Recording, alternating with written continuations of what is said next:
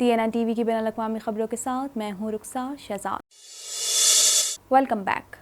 Ontario کی وزیر صحت کا کہنا ہے کہ حکومت چھوٹے بچوں کو ویکسین دینے کے منصوبے پر کام کر رہی ہے، کیونکہ وزارت نے اسکولوں میں 173 سے زائد نئے کیسز کی رپورٹ دی ہے۔ مزید جانتے ہیں اس رپورٹ میں۔ کینیڈین صوبے اونٹاریو میں حکام چھوٹے بچوں کو ویکسین دینے کے لیے غور کر رہے ہیں۔ صوبے کی وزیر صحت کا کہنا ہے کہ حکومت چھوٹے بچوں کو ویکسین دینے کے منصوبے پر کام کر رہی ہے، کیونکہ وزارت نے اسکولوں میں 173 سے زائد نئے کیسز کی رپورٹ دی ہے۔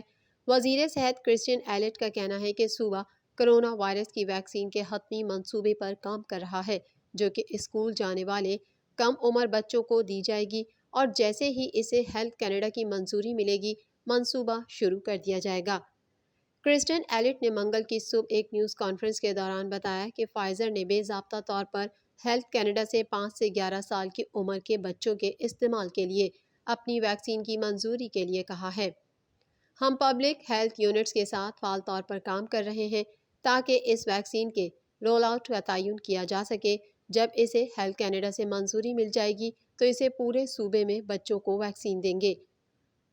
کرسٹین ایلٹ نے کہا کہ اس وقت وزارت صحت کی ایک مرکزی ٹیم اسکول کی عمر کے بچوں کی ویکسینیشن کے منصوبوں کا جائزہ لے رہی ہے، جو کہ تمام 34 پبلک ہیلتھ یونٹس نے جمع کروائے تھے۔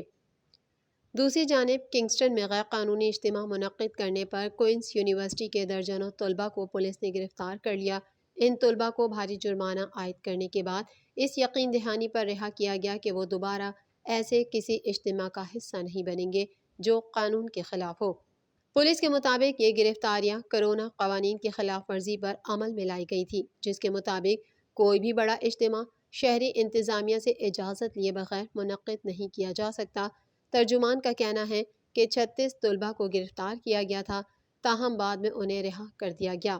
اونٹیریو حکومت عارضی کارکنوں کو بھرتی کرنے والی کمپنیوں کے لیے صوبے کے اب تک کے سخت ترین قوانین لانے کے لیے تیار ہے، جن میں عملے کا استحصال کرنے والی عارضی ایجنسیوں کو بند کرنے کا نظام بھی شامل ہے۔ اس حوالے سے مزید جانتے ہیں۔ اونٹاریو غیر ملکی کارکنوں کو بھرتی کرنے والی فرموں، عارضی ایجنسیوں کے لیے قوانین سخت کرے گا۔ صوبائی حکومت عارضی کارکنوں کو بھرتی کرنے والی کمپنیوں کے لیے صوبے کے اب تک کے سخت ترین قوانین لانے کے لیے تیار ہے، جن میں عملے کا استحصال کرنے والی عارضی ایجنسیوں کو بند کرنے کا نظام بھی شامل ہے۔ وزارت محنت کے اعلیٰ حکام کا کہنا ہے کہ ان منصوبوں میں عارضی مدد ایجنسیوں کے لیے لازمی لائسنس دینا شامل ہے، جس سے صوبے کو یہ اختیار حاصل ہو جائے گا کہ اگر وہ روزگار کے معیار کی خلاف ورزی کرتی ہیں تو فرموں کو کام کرنے سے روک سکتے ہیں۔ حکومت مزدوروں کے غیر قانونی سلوک کو جڑ سے اکھاڑ پھینکنے اور غیر معاوضہ اجرت کی وصولی کے لیے انسپیکٹرز کی ایک وقف ٹیم بھی تشکیل دے گی۔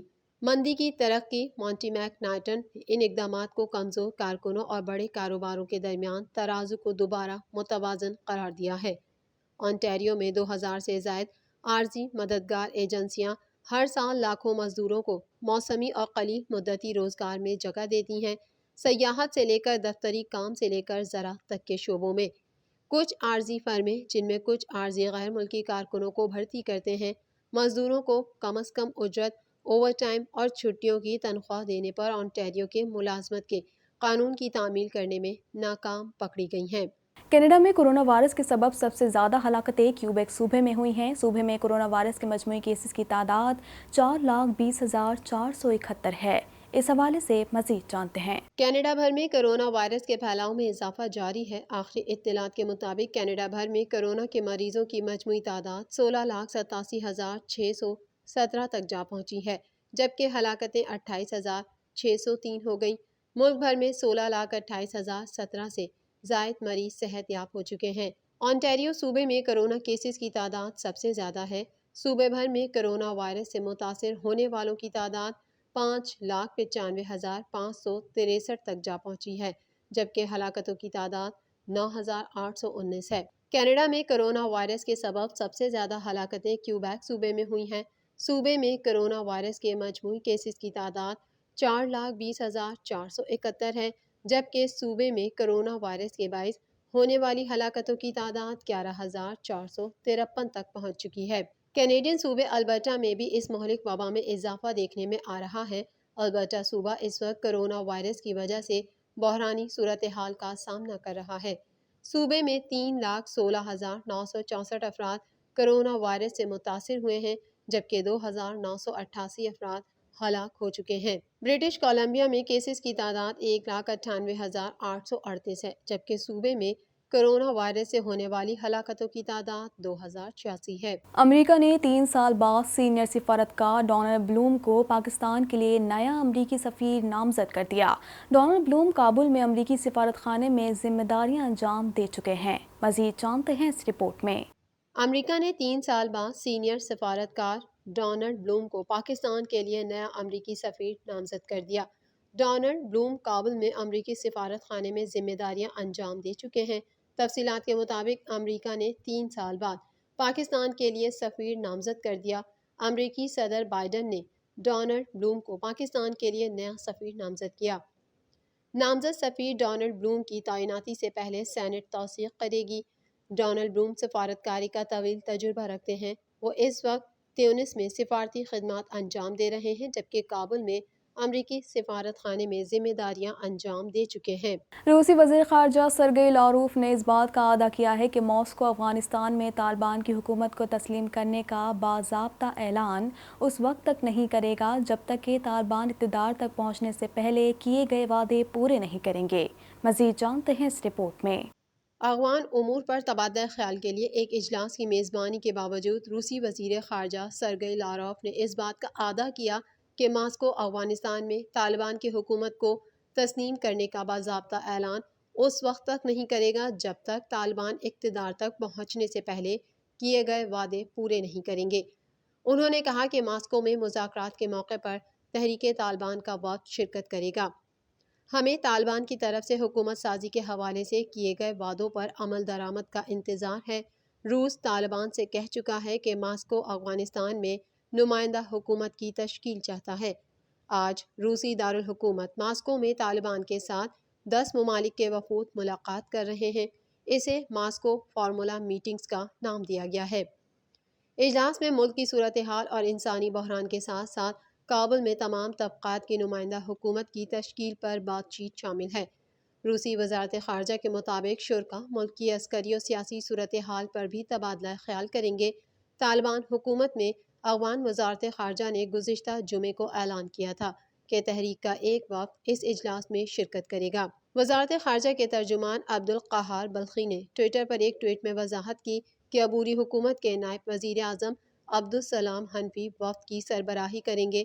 قابل ذکر ہے کہ روسی صدر ولادیمیر پوتن نے گزشتہ ماہ کہا تھا کہ طالبان کی عبوری حکومت جامع نہیں ہے اور وہ تمام فریقوں اور ملک کی نمائندگی نہیں کرتی، لیکن اس کے ساتھ کام کرنے کی ضرورت پر زور دیا۔ کورونا وائرس کے کیسز اور اس سے اموات کے اعتبار سے امریکہ تاحال پہلے نمبر پر ہے، جہاں اس وائرس سے اب تک 7,48,652 افراد موت کے منہ میں پہنچ چکے ہیں۔ مزید تفصیلات اس رپورٹ میں۔ دنیا کا کوئی خطہ کرونا وائرس کی موذی وبا کی چوتھی لہر سے محفوظ نہیں، جس کی تباہ کاریاں کم ہو گئی ہیں، تاہم اس کے مریضوں اور اموات میں اب بھی اضافہ جاری ہے۔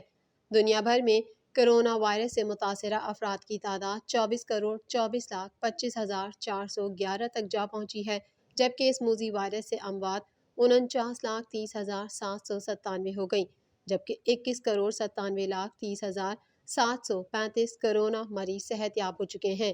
کرونا وائرس کے کیسز اور اس سے اموات کے اعتبار سے امریکہ تاحال پہلے نمبر پر ہے، جہاں اس وائرس سے اب تک 7,48,652 افراد موت کے منہ میں پہنچ چکے ہیں، جبکہ اس سے بیمار ہونے والوں کی مجموعی تعداد 4,59,96,507 ہو چکی ہے۔ بھارت کرونا وائرس کے مریضوں کی تعداد کے حوالے سے دوسرے نمبر پر ہے، جہاں اس وائرس سے 4,52,684 ہلاکتیں ہو چکی ہیں، جبکہ اس سے متاثرہ 3,41,08,996 مریض سامنے آ چکے ہیں۔ کرونا وائرس کے مریضوں کی تعداد کے حوالے سے ممالک کی اس فہرست میں برازیل تیسرے نمبر پر ہے، تاہم یہ اموات کے حوالے سے فہرست میں دوسرے نمبر پر ہے، جہاں اس جان لیوا وائرس سے 6,03,902 ہلاکتیں ہو چکی ہیں، جبکہ اس کے متاثرہ مریضوں کی تعداد 2,16,64,879 ہو گئی۔